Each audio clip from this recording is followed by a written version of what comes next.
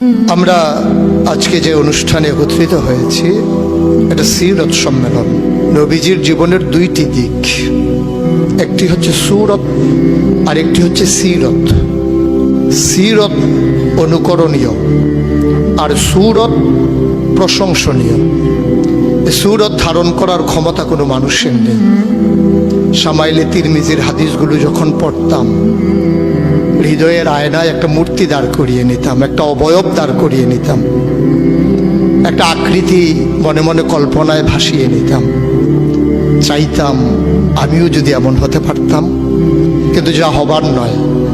তিনি ছিলেন মধ্যম আকৃতির সুঠাম দেহের অধিকারী একটি মানুষ। তার চুলগুলো ছিল ঘাড় পর্যন্ত প্রলম্বিত, হালকা হালকা কোকড়ানো। তিনি যখন চুলের ভিতরে তৈল দিয়ে আছড়াতেন, মনে হতো মৃদুমন্দ ঢেউ দেখা যায়। তার কপাল ছিল চওড়া, ভ্রুগুলো ছিল জোড়া ভ্রু, ধনুকের মতো বাঁকা। চোখের পাতাগুলো ছিল ফুটন্ত গোলাপের গোলাপি রঙের এক একটি পাপড়ির মতো। তিনি কখনো বা যখন চোখের পলক ফেলতেন, মনে হতো মৃদুমন্দ বাতাসে গোলাপ পাপড়ি যেন দোল খাচ্ছে। তার চোখের সাদা অংশ ছিল রক্তিমাভ সাদা, কালো অংশ ছিল কৃষ্ণ কালো। তার নাকটা ছিল খাড়া, নাকের ছিদ্রগুলো ছিল ছোট ছোট।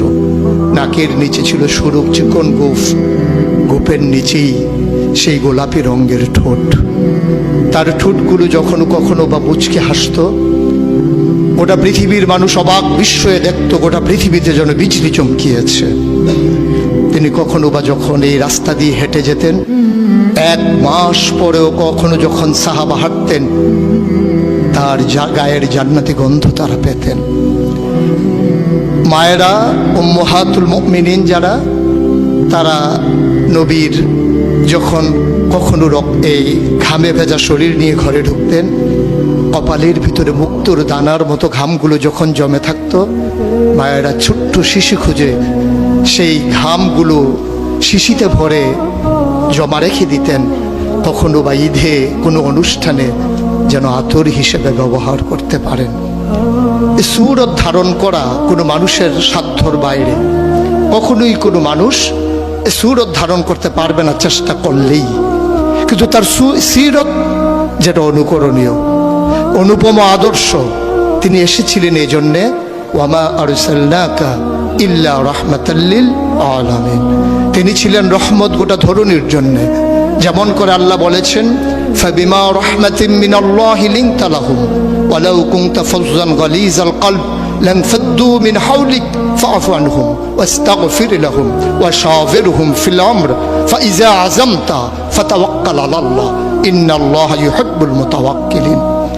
তিনি এসেছিলেন তেমন করে। কেন তাকে পাঠানো হয়েছিল? আল্লাহ নিজেই বলেছেন, লাকাদ কানা লাকুম ফি রাসূলিল্লাহি উসওয়াতুন হাসানা। তিনি ছিলেন মডেল, তিনি ছিলেন আইডল, তিনি ছিলেন আইকন, তিনি ছিলেন অনুপম আদর্শ, তিনি ছিলেন উসওয়াতুন হাসানা। তিনি গোটা মানব জাতির জন্যে সকাল থেকে সন্ধ্যা, রান্নাঘর থেকে সংসদ ভবন, তার জীবনের ব্যক্তি জীবন, পারিবারিক জীবন, সমাজ জীবন, রাষ্ট্রীয় জীবন, অর্থনৈতিক জীবন, ইন্টারন্যাশনাল রিলেশন, সকল ক্ষেত্রে তিনি ছিলেন আদর্শ, তিনি ছিলেন মডেল, তিনি ছিলেন আইকন।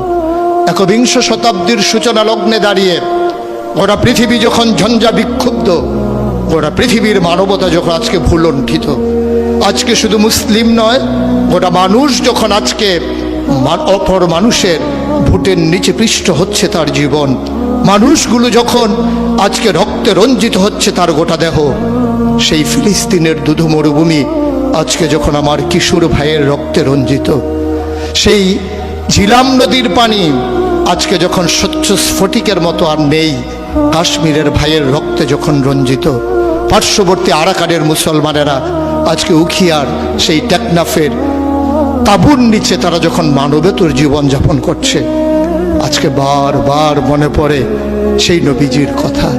তিনি যদি আজকে আসতেন কোনো একটা ভূখণ্ডে, আমরা যদি দৌড়ে দৌড়ে তার কাছে যেতে পারতাম, গোটা মানবতা যদি বলতে পারতাম মুক্তি চাই, স্বাধীনতা চাই, ভোটের নিচ থেকে জীবন চাই, তিনি হয়তো আঁকড়ে ধরে বলতেন, এখানেই শান্তি, চলে এসো উদখুলু ফিস সিলমি কাফা, তাহলেই তোমাদের জন্য প্রশান্তি।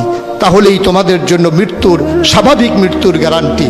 কখনোই আর ঝঞ্ঝা বিক্ষুব্ধ পৃথিবীতে তোমাদেরকে বুক পেতে দিতে হবে না বুলেটের সামনে। যদি এমন হতো, আমাদের কথাগুলো যত কোরআনের কথার মতো, ওয়ামান আহসানু কাওলাম মিম্মান দাআ ইলাল্লাহ ওয়া আমিলা সালিহান ওয়া ক্বালা ইন্নানী মিনাল মুসলিমিন, আমাদের তাগিদ জুতে হতো এমন, উদখুলু ফিস সিলমি কাফা, ইসলামে পরিপূর্ণভাবে চলে আসো। আমরা যদি সে কথা থেকে দূরে সরে আসতে পারতাম, আফাতুমিনুনা বিবাযিল কিতাব ওয়া তাকফুরুনা বিবায, কতই না সুন্দর হতো।